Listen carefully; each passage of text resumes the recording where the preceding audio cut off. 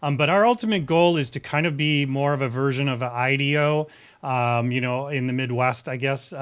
So a place where people are coming to solve business problems, and technology just happens to be a factor in those things. So, I would love to be designing the next version of Ford Lightning's heads-up display, 5 years from now. I would love Ooh.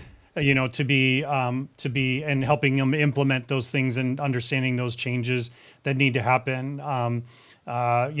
I'd love to be working in medical records and helping improve the patient experience, Ooh. and making it more seamless. We've done a lot of virtual healthcare applications over the last year where, doctors are be able to interface directly with patients via an application, secure, HIPAA compliant, all of So those cool. things.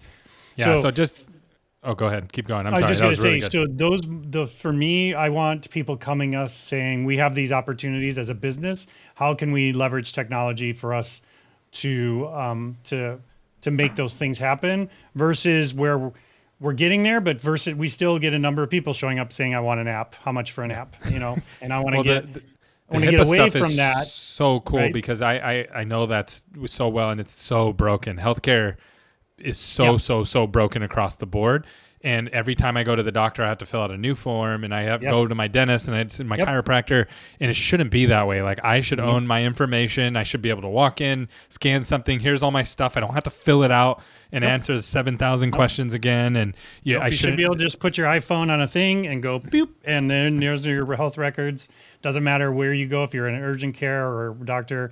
And there's people out there working on these solutions, but the problem is that in these areas, this is not a technology problem; it's a cultural problem, Yep. and it's a politics problem. So you have to be able to go in and bring teams together because they're so siloed in these large organizations like healthcare companies, even all the whichever. So what you have to understand is, as the work that we do, when you're coming in, a lot of times what you're doing is helping build a culture around these solutions, not just delivering on the solution. And once you realize that that's really your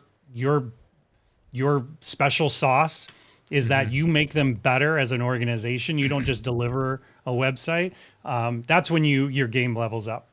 Yeah, and the other thing too, the reason that I think it's roadblocked is number one, the clinical folks that are involved with it are technicians, right? So Yep, exactly. they Yep. approach things from a very 100%. technical way. Then you also have competing interest. So a lot of the businesses that are in place don't want you to pull the data, because once you're able to get an API and get all the data directly to something else, then they go out of business because they already know it's not a good product, right? They're just there because they've been there, they were there first. And so then you have insurances and all this other stuff too on top of it, right? So then now you have all these competing interests, and really at the center, the patient or the customer, if you will, is not the main focus. It's really all these competing interests fighting over the money. And so that's what makes it so interesting. And I love that you're going in that direction.